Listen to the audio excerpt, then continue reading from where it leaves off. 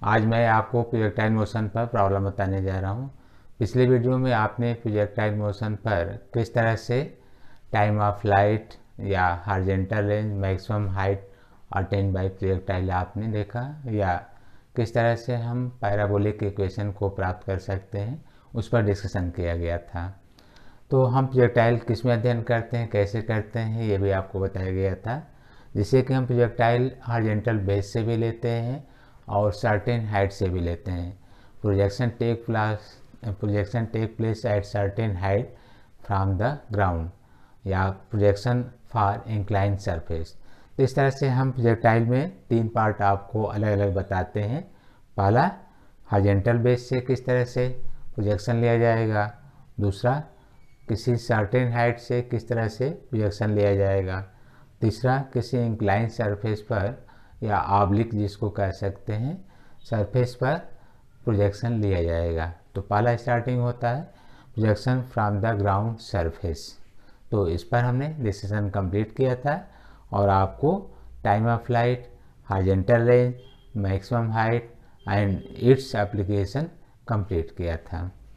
तो उस पर आप कुछ प्रॉब्लम भी देखेंगे और मैक्सिमम हाइट से किस तरह से होगा उसको भी आप देखेंगे। तो वैसे हम इसको इस तरह से भी कंटिन्यू कर रहे हैं, projection from eight certain height. यहाँ से भी देखें,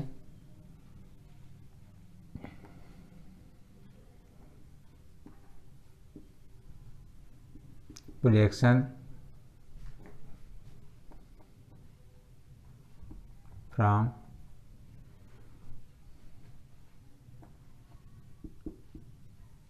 सर्टेन हाइट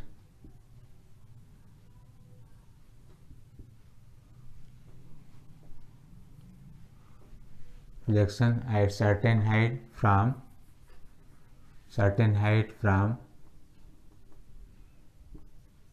earth surface। तो इस तरह से आप ये लेने जा रहे हैं। तो मान लीजिए कि ये कोई हाइट दिया जा रहा है जहाँ से आपको प्रोजेक्शन लेना है। जैसे ये सर्टेन हाइट है, इसको आप यस मान सकते हैं, अर्थ सरफेस से लिया गया है। अब किसी पार्टिकल को आप प्रोजेक्ट करना चाहते हैं, तो यहाँ पर जो भी कंडीशन दी जाएगी उसमें से 3 अलग अलग संभावनाएं होंगे।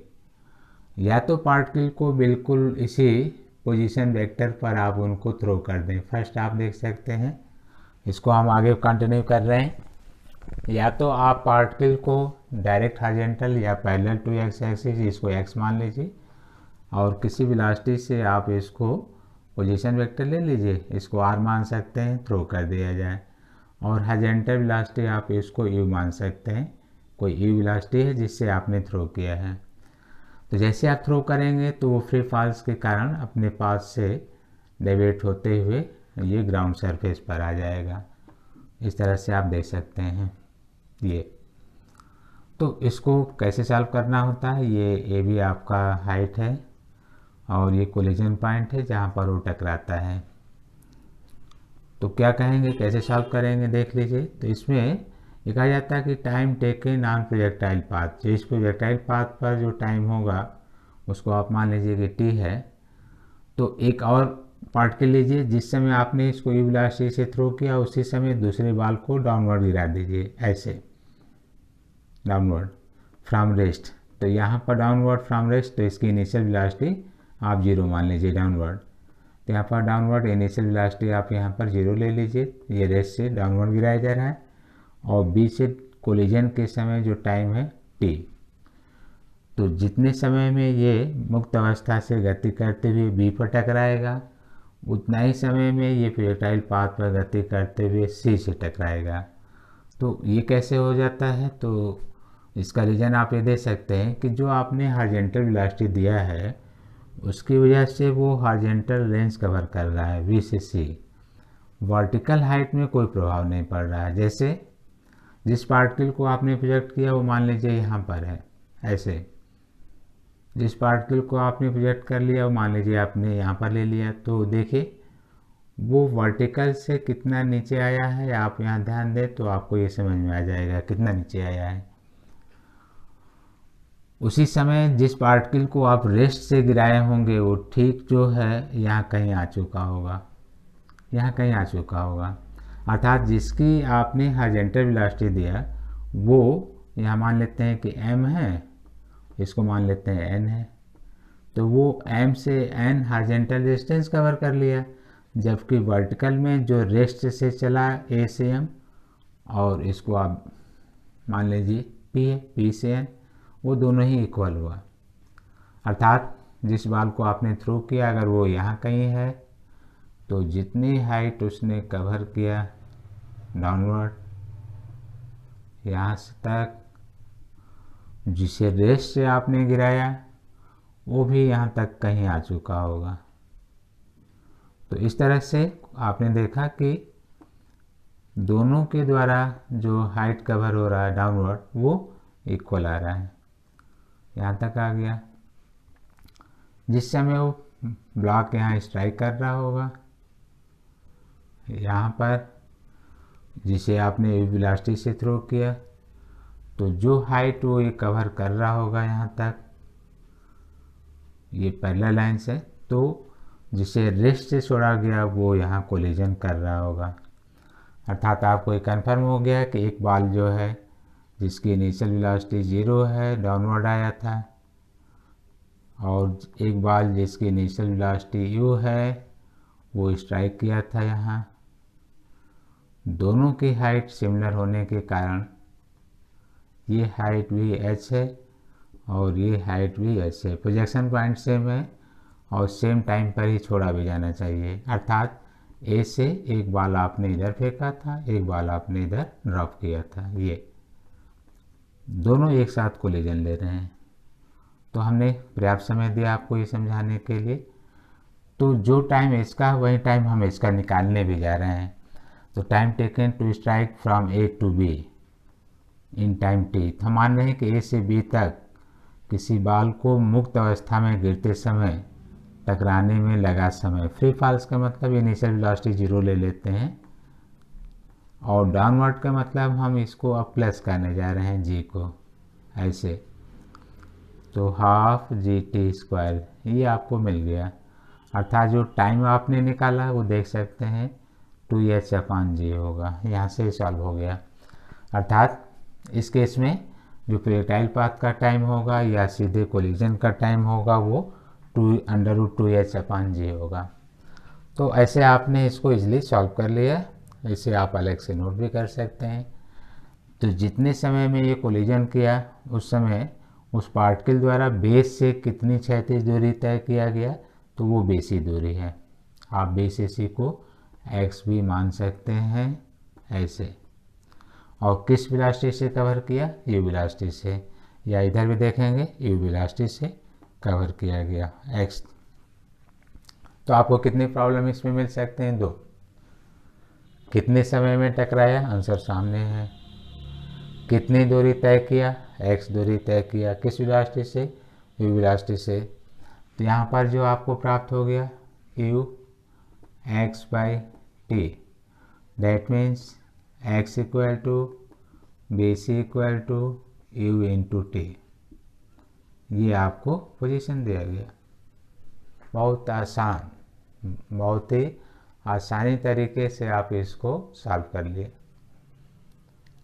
और t अभी आपने जो सॉल्व किया वो आप रख सकते हैं, x = u, t को आपने जो सॉल्व किया 2h/g, या तो आप u को अंदर भी रखकर उसको शो कर सकते हैं, u²/g, वो भी सॉल्व हो सकता है, उसको भी आप दिखा सकते हैं। तो यहाँ पर जो प्रॉब्लम आप नोट करना चाहें लिख भी सकते हैं कि एक कण को किसी ऊंचाई से क्षैतिज दिशा में थ्रो किया जा रहा है, फेंका जा रहा है। तो t समय बाद वह तल के या आधार के किसी बिंदु C पर टकराता है, जबकि महत्तम ऊंचाई का आधार B उसी तल में है, ये दोनों एक ही तल में हैं। तो उस कण द्वारा संपूर्ण यात्रा में लगा समय ये लिखा है √2h/g, तय की गई क्षैतिज दूरी x लिखा हुआ है और जो क्षैतिज दिशा में प्रक्षेपण वेग है वो लिखा हुआ है।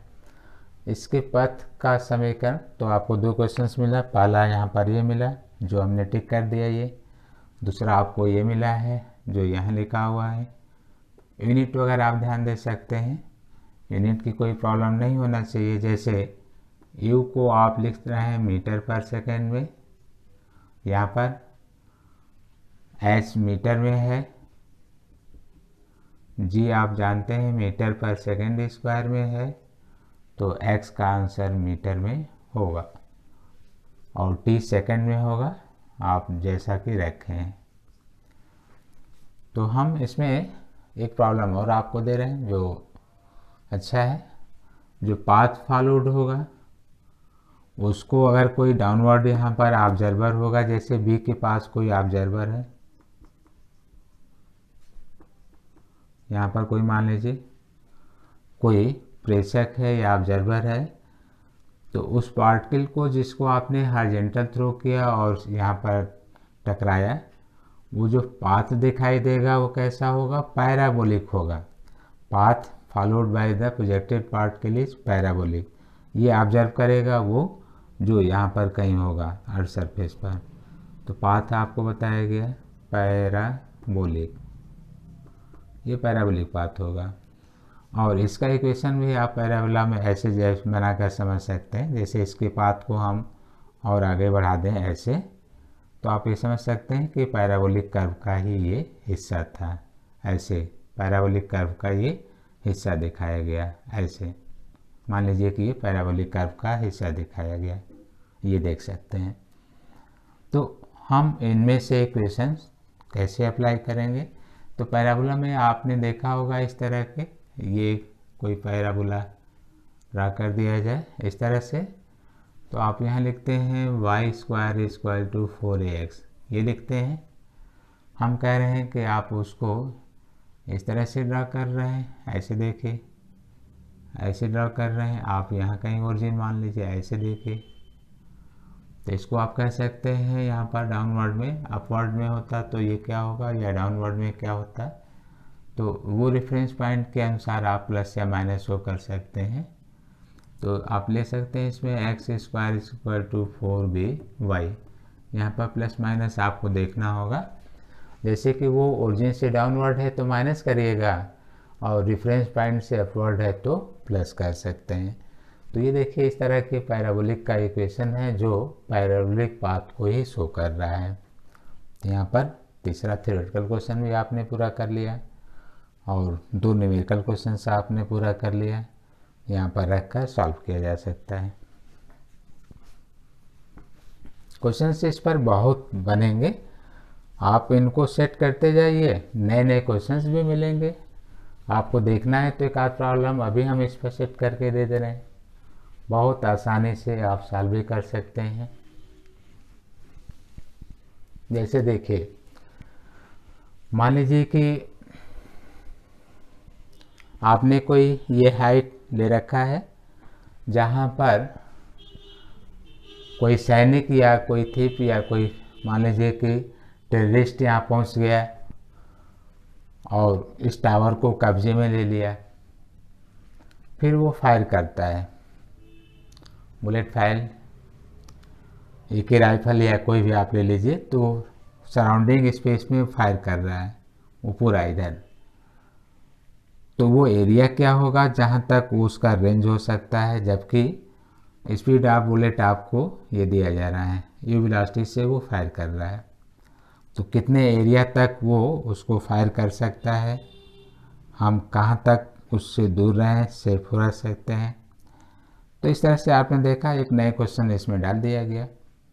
क्या हमने कहा कि ये कोई आपने टावर बनाया जिस पर अचानक कोई टेररिस्ट कब्जा कर लिया और वहाँ से कोई बुलेट लेकर फायर कर रहा है, तो वो चारों तरफ करेगा। वैसे तो ये बोर्ड है, आपको कोई 2 ही पोजीशन दिखाया सकते हैं, वो तो सराउंडिंग स्पेस में फायर कहीं भी कर सकता है। तो आप उस एरिया को ये कवर कर सकते हैं जो जानना चाह रहे हैं। मान लीजिए इस एरिया में उसने फायर किया है तो उसका रेडियस बना दीजिएगा। हाँ, ये बैलेंस बना नहीं है, जितना एक्स उधर होगा उतना एक्स इधर भी होना चाहिए, और ये पाई आर स्क्वायर इसका बेस होगा। तो वह एरिया जिसमें वो फायर कर रहा होगा पाई एक्स स्क्वायर हो जाएगा। पाई एक्स की वैल्यू अभी आपने लिखा था, ये जो बी सी था उसमें आपने लिखा था यू इंटू टी का स्क्वायर हो जाएगा, या पाई यू स्क्वायर टी स्क्वायर, या पाई यू स्क्वायर टी की वैल्यू अंडर रूट 2h अपान जी था, तो 2h अपान जी स्क्वायर है, हट जाएगा, तो 2 पाई यू स्क्वायर एच अपान जी। तो आपने वह एरिया ले लिया जिसमें वो फायरिंग रेंज होगा, और आसानी से इसमें जो भी मान दिया हो, जैसे यू और एच दिया होगा, जी आप जानते ही हैं, तो वो स्पेसिफिक एरिया आप निकाल सकते हैं।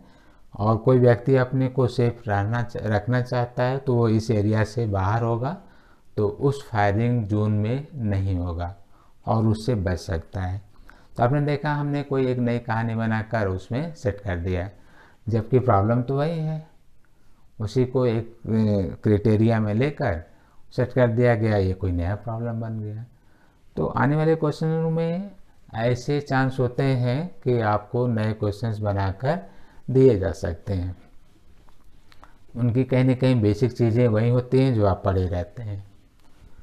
हम कुछ और प्रयास करते हैं, देखिए इसी पर ध्यान दीजिएगा किस तरह से हो सकता है। चलिए देखिए, हम इसमें उस हाइट को फिर से लेकर रिपीट कर रहे हैं। देख सकते हैं ये सर्टेन कोई हाइट है, एच अभी भी मानेंगे ग्राउंड से, यहाँ से किसी पार्टिकल को हॉरिजॉन्टल थ्रो किया गया, ये पोजीशन वेक्टर है यू, हाइट वहीं ले लीजिए जो पहले से लिखवाया जा रहा है।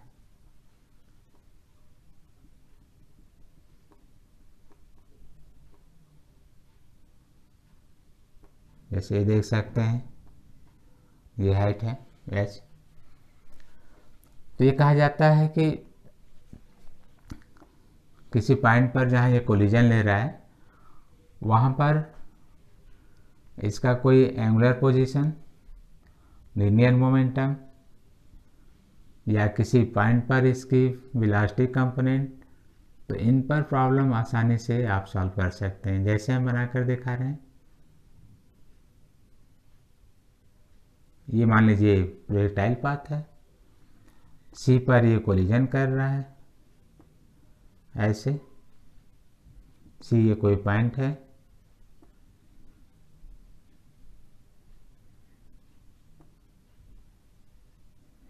इस तरह से। तो यहाँ कोई एक ऑब्जर्व पॉइंट और ले लीजिए, मान लीजिए कि इस पॉइंट पर कोई वेलोसिटी आपको जानना है क्या होगा। यहाँ से कोई टेंजेंशियल हमने एक लाइन खींच दिया, इस पॉइंट पर इसकी वेलोसिटी भी है, इसको हमने रिजॉल्व भी कर दिया। जिस पॉइंट से पार्टिकल थ्रो किया जा रहा है वो डायरेक्शन आपको अभी हमने बताया, वो डायरेक्शन जो दिया जा रहा है हॉरिजॉन्टल है, और कुछ समय पश्चात मान लीजिए ये पॉइंट पी है, यहाँ पहुँचा है, कोई टाइम टेकन होगा, जिस समय उसकी वेलोसिटी भी है और हॉरिजॉन्टल से, ये भी हॉरिजॉन्टल है, ये भी है, ये भी है, वो किसी एलिवेशन पर है, मान लीजिए वो थीटा पर है, ऐसे देख सकते हैं। तो आपसे कहा जा सकता है वो एलिवेशन बताइए अगर वेलोसिटी दिया है तो, या एलिवेशन दिया है उस समय वेलोसिटी बताइए क्या होगा।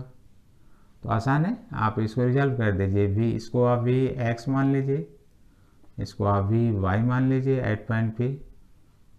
पी पॉइंट पर वेक्टर को पोजीशन के रूप में लेकर हम उसकी वेलोसिटी को रिजॉल्व कर दिया, जिधर एंगल है वी एक्स लिख दिया, दूसरी तरफ वी वाई लिख दिया। इस पॉइंट पर देखिए यहाँ पर डाउनवर्ड कोई वेलोसिटी नहीं है, क्योंकि आपने हॉरिजॉन्टल थ्रो किया था, ये टोटल एंगल 90 है। 90 पर किसी वेलोसिटी का कंपोनेंट लेकर दिखाना भी चाहेंगे तो ये cos 90 जीरो भी हो जाएगा, और हॉरिजॉन्टल में ही डायरेक्ट है तो आप यू एक्स को यू मान लेंगे और पी पर ही दिखाया गया है। तो इस तरह आप हॉरिजॉन्टल को कांस्टेंट रखते हैं। शुरू के लेक्चर में हमने बताया होगा कि जब तक प्रोजेक्टाइल पाथ पर आप मूव करेंगे तब तक उसकी हॉरिजॉन्टल कंपोनेंट कांस्टेंट होगा एवरीवेयर, चाहे आप यहाँ ही क्यों न लें। वो कांस्टेंट सी पर भी आप वहीं लेकर कहेंगे कोई वेलोसिटी होगा और ये कांस्टेंट होगा। तो उस थ्योरी के अनुसार कह सकते हैं कि एट पॉइंट P आप कह सकते हैं Vx इक्वल टू यू, या आप कह सकते हैं कि यहाँ पर जो Vx है वो V cos थीटा है, तो V cos थीटा यू। अगर आपको इनमें से कोई रिलेशन निकालना हो तो आप आसानी से ज्ञात कर सकते हैं। cos थीटा नहीं दिया होगा तो u बाई वी, v नहीं दिया होगा, एंगल दिया होगा तो u by cos theta. y को अगर आप देखना चाहें तो ये डाउनवर्ड कोई पोजीशन कवर किया होगा P से, इसको आप n मान सकते हैं Pn। तो कितना नीचे फ्री फॉल्स किया है वो यहाँ से भी देखा जा सकता है, ये ऐसे, ये कोई डिस्टेंस होगा। अगर आपने टोटल h लिया है तो ये अगर ये y है तो ये h माइनस वाई होगा। तो डाउनवर्ड कोई हम इसकी पोजीशन ले लेंगे, जैसे मान लीजिए कि ये कोऑर्डिनेट यहाँ x और y है इसका, तो ये वर्टिकल डाउनवर्ड आया है, y हो गया।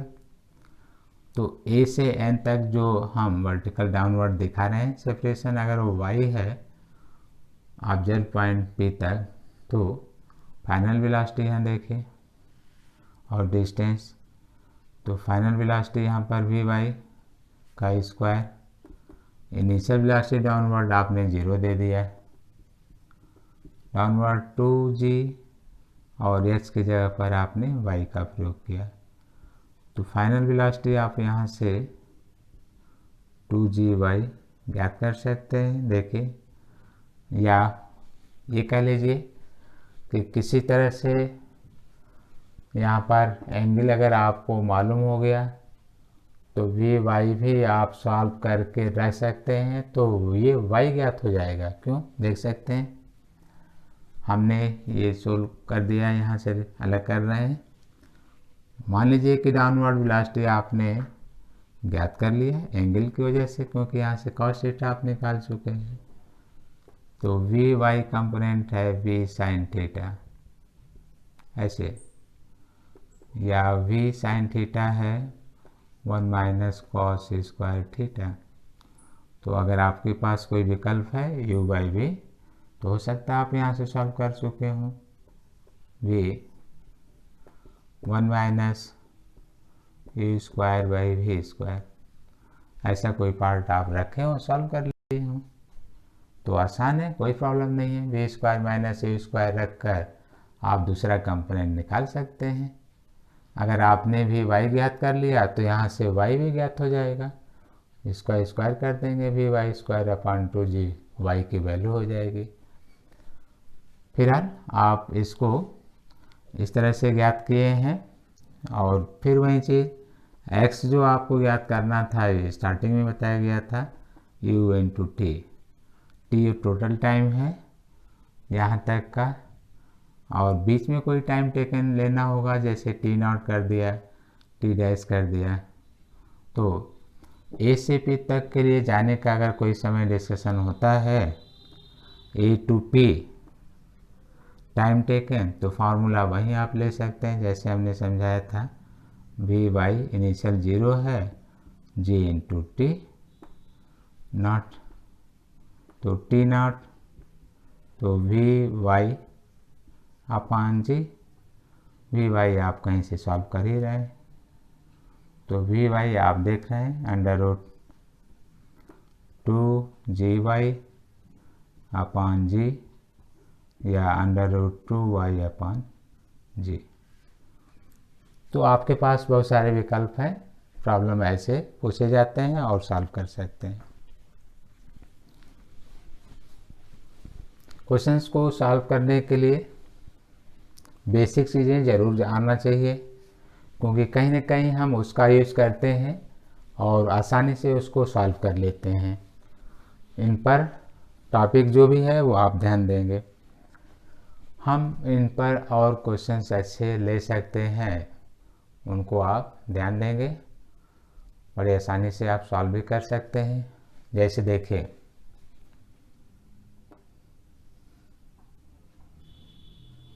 जैसे किसी पार्टिकल को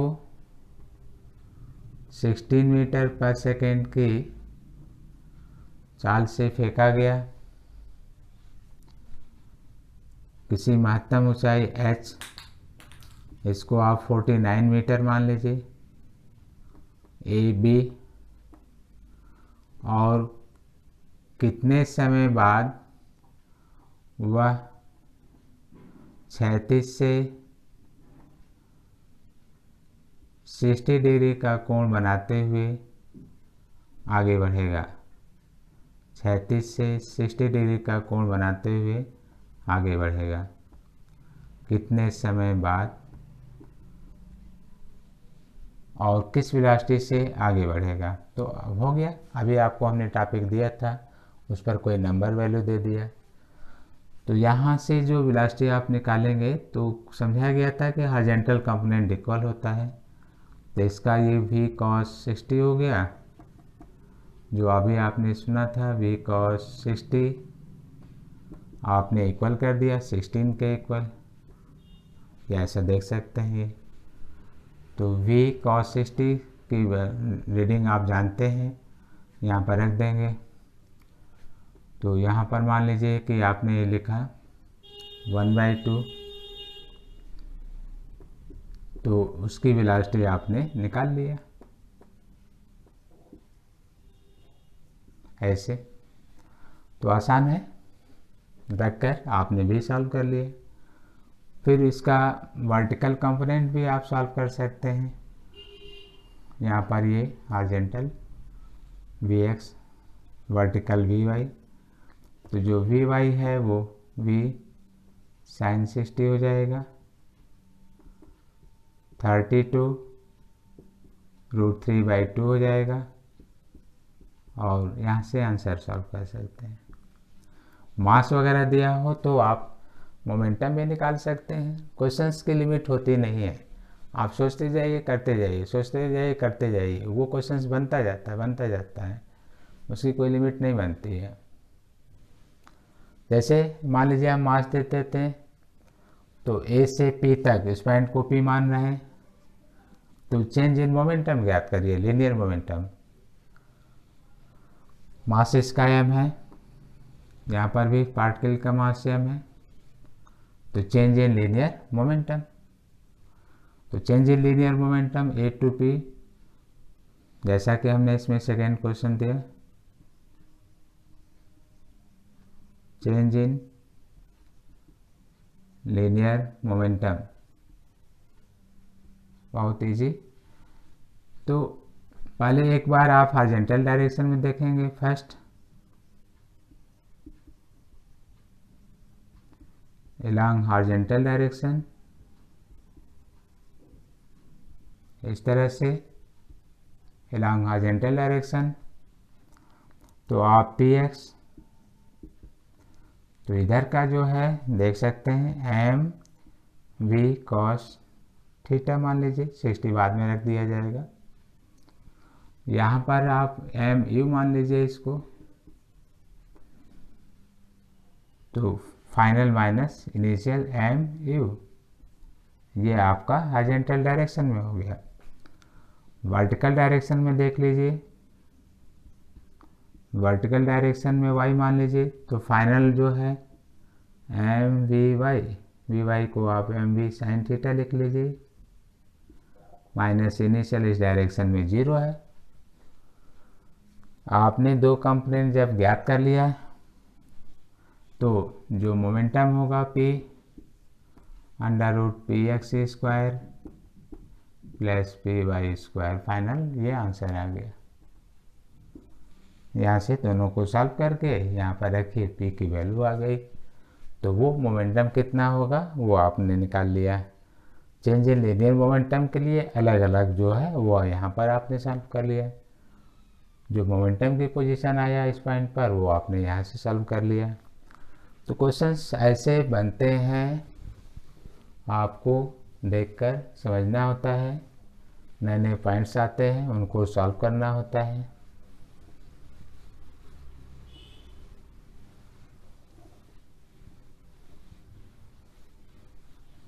जैसे यही हम अर्थ सरफेस पर दे रहे हैं। नेक्स्ट एक्सरसाइज, जैसे ये प्रोजेक्ट कर दिया गया, ये स्ट्राइक कर गया, तो यहाँ पर जो वेलोसिटी है इसका रिजॉल्व होगा, ये थीटा, ये वेलोसिटी v है, इधर होगा v cos थीटा, इधर होगा v sin थीटा। पॉइंट को आप C मान लीजिए, B A। पोजीशन वेक्टर या जो वेलोसिटी है यहाँ पर, ये पाथ ये दिखाया जा रहा है, ऐसे देख सकते हैं। तो वही प्रॉब्लम फिर से इस पॉइंट पर जहाँ से मास आप n मान रहे हैं, तो एट पॉइंट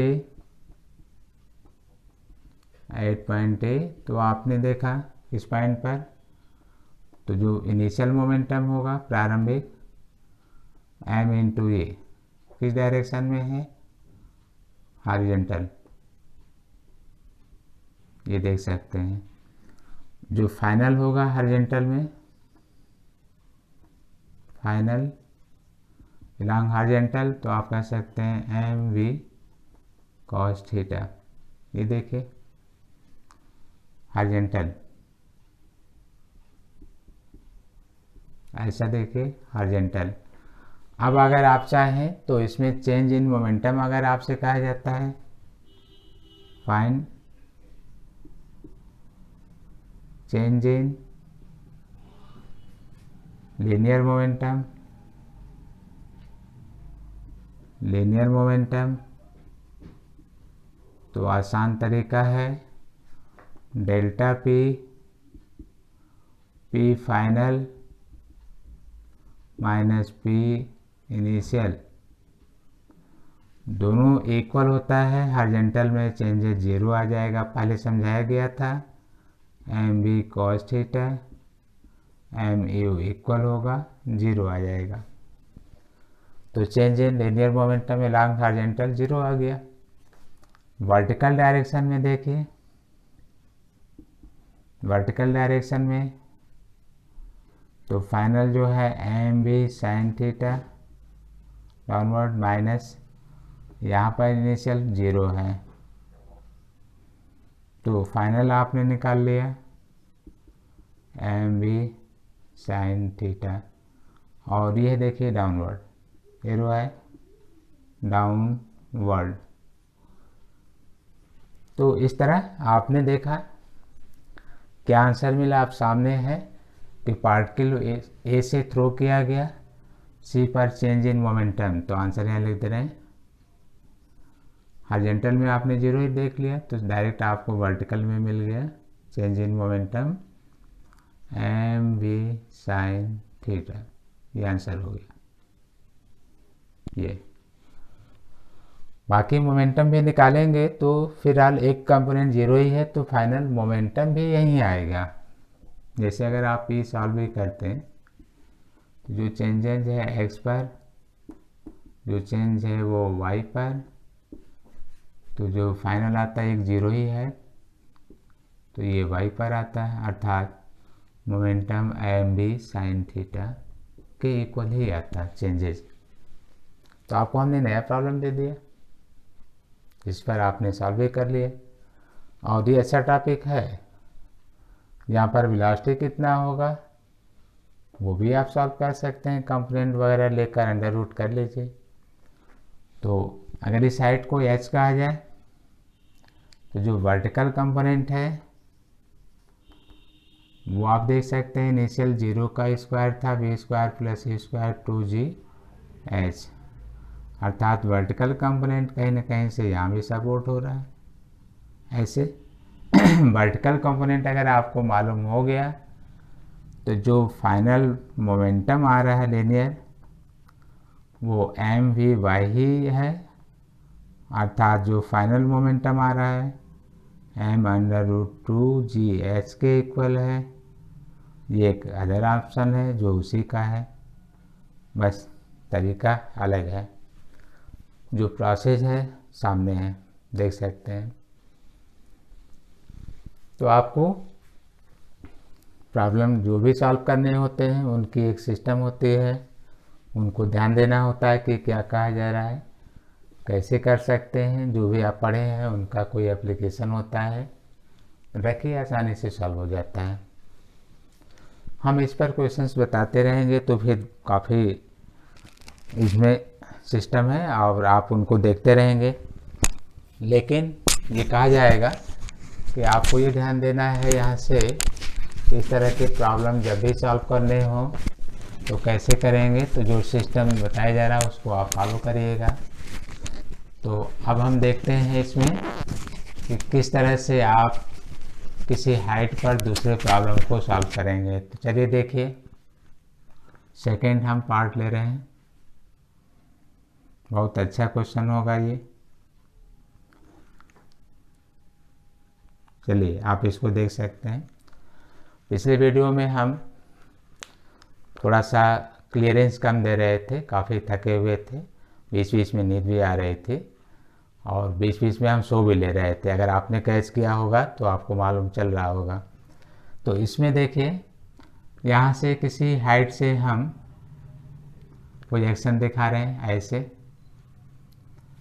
अब ऐसा हो सकता है कि पार्टिकल को जो हॉरिजॉन्टल रहे तो वहाँ से डाउनवर्ड ऐसे थ्रो कर दिया गया हो, इस तरह से थ्रो कर दिया गया हो।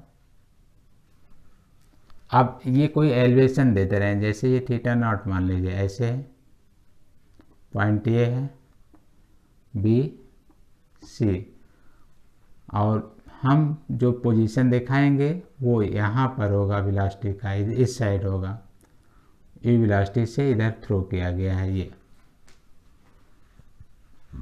डिफरेंस समझ में आ रहा होगा।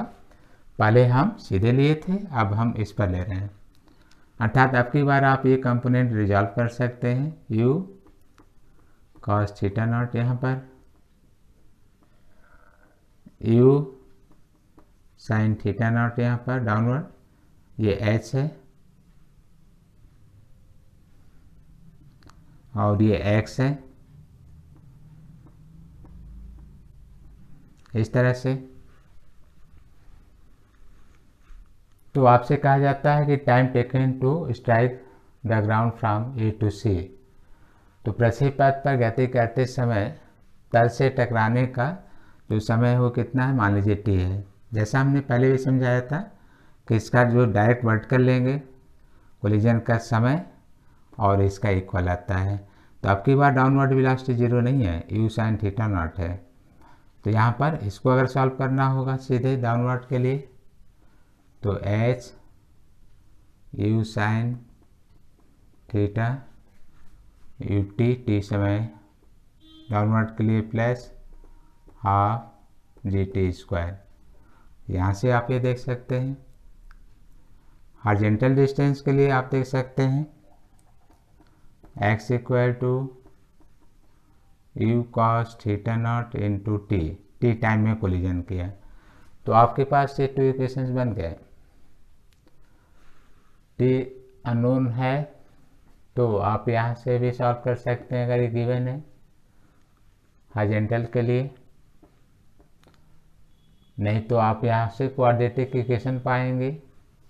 और t को सॉल्व करने के लिए ये हेल्प आपको मिलेगा, -b plus minus b² - 4ac upon 2a, ये देख सकते हैं ऐसे।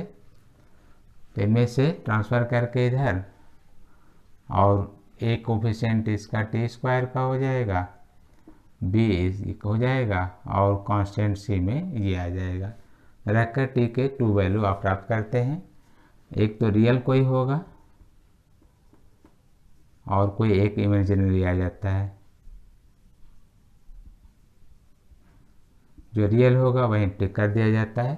किसी में समय 1/2 या कोई माइनस वगैरह आ जाए तो वो देखने पर कि अगर वो 1 सेकेंड से अधिक के लिए गति दे रहा है तो नेगेटिव या 1 से कम आंसर नहीं आना चाहिए।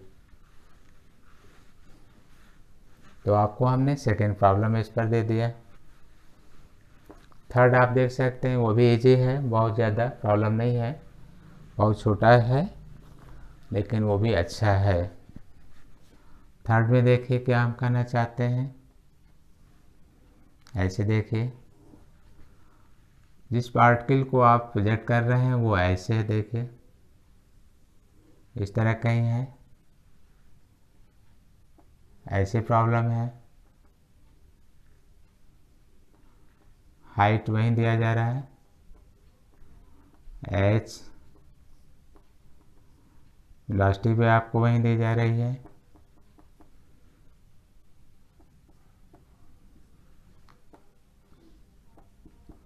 यहाँ से जो प्रोजेक्शन वेलोसिटी है आपको ऐसे दी जा रही है u। ये कोई हाइट लेना होगा अलग से आप शो कर सकते हैं।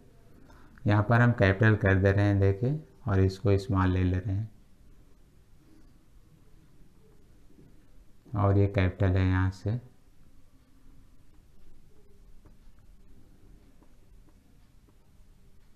ये देखिए ऐसे, या यहाँ से अगर रेंज की बात करेंगे तो ये वाला अलग ले लीजिएगा R1, और यहाँ से आप ये R2, ये रेंज ऐसे देख सकते हैं। ये हाइट ऐसे ही होगा, इसको कोई पॉइंट आप डी मान लीजिए, ये आप देख सकते हैं। तो फिलहाल क्वेश्चन को बहुत लेंदी नहीं बनाना है, इतना समझा रहे हैं तो आप कहीं डर न जाए कि बहुत सारे डायग्राम में खींच दिया गया है। करना सिर्फ ये है कि ये ए से सी तक जाने में जो समय लग रहा है वो कितना है, और बी से सी तक की वो 36 दूरी क्या होगी। तो इसको रिजॉल्व कर लीजिए जैसे समझाया जा रहा था पहले, कोई नया वर्क नहीं है। तो यहाँ पर आप यू साइन थीटा नॉट, कुछ लोगों को ये प्रॉब्लम होती है कब साइन और कॉस लिख दे रहे हैं, कहाँ लिख दे रहे हैं। तो ये बार बार जिधर एंगल है रिजॉल्व और ये जो प्लेन है उसी में ध्यान देना होता है। जैसे ये एक्स डैश है, ये वाई है, ऐसे, तो इसी के बीच हम इसको रिजॉल्व कर रहे हैं। तो इनको अब तक तो आप तैयार कर लिए होंगे। जैसे ये वेक्टर है यू, एंगल या एलिवेशन थीटा है, तो इधर हम जिधर एंगल लेते हैं कॉस बोलते हैं और दूसरी तरफ साइन बोलते हैं। प्रोसेस समझाया गया है कि क्यों ऐसा कहा जाता है, तो उसको आप बार बार ध्यान दें। तो अब कहा जाएगा कि वो कितने समय में टकराता है। तो आपको फिगर लेंदी दिख रहा होगा लेकिन प्रॉब्लम इजी है, आप ऐसे सॉल्व कर लीजिएगा। h इक्वल टू माइनस जो वर्टिकल अप है उसी को डाउनवर्ड दिखा दीजिएगा ऐसे, minus you sine theta naught, ऐसे आप डाउनवर्ड दिखा सकते हैं। आप पढ़े हुए हैं। तो minus you sine theta naught into T, downward ये प्लस हो जाएगा हाफ जी टी स्क्वायर। तो ये एच आप या टी का कोई रिलेशन प्राप्त कर सकते हैं। अब हार्जेंटल वेलोसिटी आप जैसे पहले आप देख सुनते आ रहे हैं, जैसे इसका हार्जेंटल होगा वो यू कॉस थीटा नॉट ऐसे है, डिस्टेंस बी से सी है, तो हार्जेंटल जो कवर कर रहा है वो यू कॉस थीटा नॉट से टी समय में। टी यहाँ से सॉल्व करके रख दीजिए तो हार्जेंटल रेंज भी आ जाएगा। जो बी सी है वो आपका R1 प्लस R2 है, और वो you cos theta naught into T है। आपने सॉल्व कर लिया, बहुत इजी है, कोई प्रॉब्लम नहीं। ऐसे आपने देखा, आसानी से आ जाएगा। फिलहाल ये कोई हाइट एच तो आपको दिया ही जाएगा। यहाँ थोड़ा कन्फ्यूजन हो रहा होगा, ये एच यहाँ लिखा है जबकि यहाँ पर एक कैपिटल लिखे हैं, तो ये ध्यान रखिएगा, यहाँ पर कैपिटल एच, हम इसकी बात कर रहे थे। लेकिन अगर वो कहता है कि मैक्सिमम हाइट ऑफ प्रोजेक्टाइल, तो आप यहाँ से देख सकते हैं मैक्सिमम हाइट ऑफ प्रोजेक्टाइल, ये देख सकते हैं मैक्सिमम हाइट ऑफ प्रोजेक्टाइल। तो आपके पास ये है capital H plus small H. Capital H हम मान के चल रहे हैं कि ये ऑलरेडी गिवन है, प्रॉब्लम में भी है। स्मॉल एस आपको ज्ञात करना है तो ये भी आसान है, इसको आप ही मान लीजिए AP। तो ये आपको अलग से ये प्रोजेक्टाइल का सिस्टम दिख रहा होगा, ये देखिए। तो जो स्मॉल एच है आप पढ़ चुके हैं, ये वेलोसिटी है, ये एंगल है। तो U square sine square theta naught अपान 2G। आप इसको सॉल्व करके यहाँ रख दीजिए। ये मैक्सिमम हाइट ऑफ प्रोजेक्टाइल आप सॉल्व कर ले रहे हैं, जो रेंज है वो आप यहाँ से सॉल्व कर ले रहे हैं। फिलहाल आप चाहें तो R2 भी सॉल्व कर सकते हैं, क्योंकि AP की कोई वैल्यू आप यहाँ से अलग से टाइम लेकर और AP भी सॉल्व कर सकते हैं। AP R1 के बराबर होगा। जैसे AP सॉल्व करना होगा तो आप कहेंगे U cos theta naught into इसका कोई प्रोजेक्टाइल टाइम T नॉट ले लीजिए ऐसे। तो आप पढ़े भी हैं कि U square sine 2 theta naught upon G, ये रेंज हो गया। और ये रेंज यहाँ से R1 के इक्वल है। तो R1 equal to U square sine 2 theta naught upon G, R1 आ गया। तो R2 भी आप यहाँ से आसानी से निकाल सकते हैं। क्या होगा देख सकते हैं, जो U cos theta naught into T minus R1। तो यहाँ पर ये प्रॉब्लम सॉल्व हो गया। तो एप्लीकेशन बहुत ही बनते हैं। आपको आज हमने 3 क्वेश्चंस पर अलग अलग एप्लीकेशन बताया। प्रक्षेपण बिंदु तल से किसी ऊंचाई पर था, जैसा कि हमने दिया था, और वहाँ से कण को 3 पार्ट में हमने प्रोजेक्ट किया। एक बार कहा बिल्कुल हॉरिजॉन्टल रखिए और अरसर फिर से टकराएगा। एक बार हमने कहा हॉरिजॉन्टल से नीचे फेंकिए। एक बार हमने कहा हॉरिजॉन्टल से ऊपर होते हुए लीजिए। आप इन तीनों को एप्लीकेशन के जो भी फॉर्मूले मिले हैं एक जगह कलेक्ट कर लीजिए। हॉरिजॉन्टल, हॉरिजॉन्टल से डाउनवर्ड, हॉरिजॉन्टल से अपवर्ड। बाकी जो इनमें मेजरमेंट है जो प्रायः आपसे पूछा गया है, time taken to strike the ground, horizontal distance covered by the projected particle, 2 main point हैं जो आपसे पूछे जाते हैं। बीच बीच में आपको चेंज इन मोमेंटम, किसी पॉइंट पर इसकी velocity, kinetic energy, potential energy जो भी है आपको रख कर देता है, उसमें कोई नया है नहीं। Kinetic energy half mv square, potential mgh या mgy, तो उनमें से कोई नया पॉइंट भी लिखता है तो कॉमन फार्मूले आप जानते हैं, रख दीजिए, उसमें सब हो जाएगा। तो आज के लिए इतना ही, आप इनको पूरा करेंगे। तो इससे पहले आपको हमने हॉरिजॉन्टल बेस से बताया, किसी हाइट से लिया, अब बचा हुआ एलिवेशन का। TGT का सिलेबस नहीं है, एलिवेशन के कोई क्वेश्चन TGT में पूछे नहीं गए हैं, PGT में भी आया नहीं है। फिर भी हम अगले वीडियो में आपको इंक्लाइनेशन पर लेकर हम सेट कर देंगे उनके फॉर्मूले कि कैसे आप इंक्लाइंड सरफेस पर प्रोजेक्टाइल पाथ को रेट करेंगे। तब तक आप इसकी तैयारी करिए और उसे कंप्लीट करिए।